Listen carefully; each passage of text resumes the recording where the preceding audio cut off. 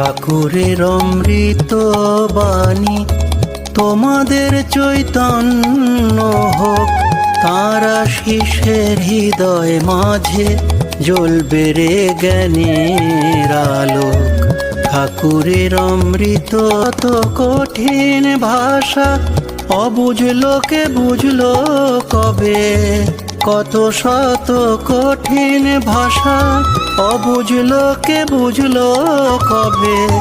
সহজ কথায় বুঝিয়ে দিলেন ঠাকুর শ্রীরামকৃষ্ণ ভবে। সহজ কথায় বুঝিয়ে দিলেন ঠাকুর শ্রীরামকৃষ্ণ ভবে। ঠাকুরের অমৃত বাণী তোমাদের চৈতন্য হোক।